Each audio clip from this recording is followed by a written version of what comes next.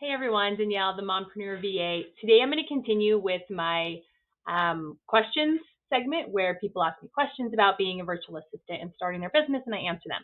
Today's question is, how did you determine how many clients you could take on at a time? And if you've ever overcommitted, how did you return to a manageable level of work? This is a really good question. I love these questions because these are things I don't necessarily think about or think about people thinking about, and I love to answer them. The first part about how do I determine my client load? Well, first of all, in the beginning, sometimes it's even hard to kind of control when you're still looking for clients and trying to find people. For me, I think the best advice I could give when you're determining your client load is to take a look at your work-life balance. And that's a word we hear a lot, and that's different to a lot of people.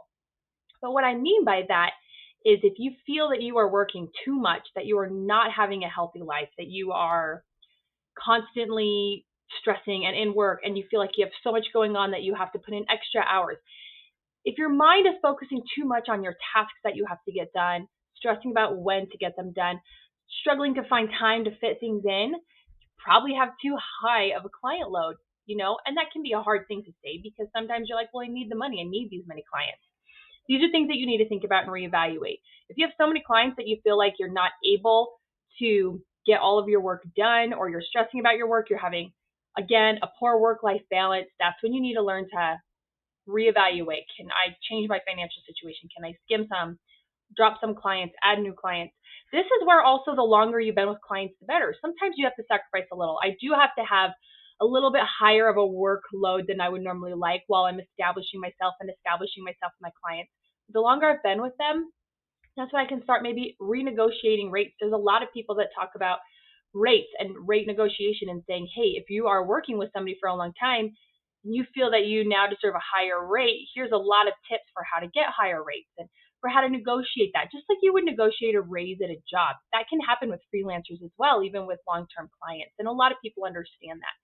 Another thing is sometimes you go, when you've been for a while, you go and you get maybe a bigger client that, yeah, it's a lot of work, but it's a bigger client that pays more. So therefore I can let go of some of the smaller little clients. And I don't mean this to sound cruel. Obviously you care about your clients and you have relationships with them. These are just things that you need to think about when you're trying to figure out your load, your client load. On the flip side, you might be saying, I have a lot of time on my hands and I want more clients.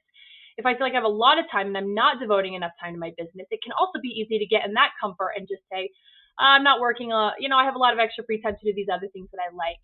So really make sure that you reevaluate how much time do you want to be working. That's going to be how you figure out your client load. How much time do I want to be working? One last thought, and this is where I really have to be careful too. Look at the relationship you have with your tasks and your clients. Are you struggling to get things done on time? Are you dropping the ball? Are you running and saying, frick, I forgot that, I better jump in and change that? Or, oh man, I have to run upstairs, I forgot to do this task.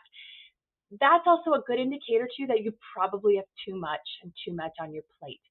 Remember, it's absolutely about quality over quantity when it comes to your clients.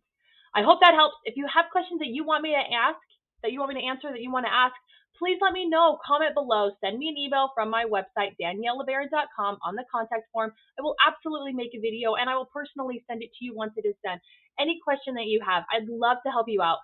That is how we grow together as a freelancing community. We help each other. We ask questions and we answer them together. I'm here for you. I hope this helps. Until next time, bye.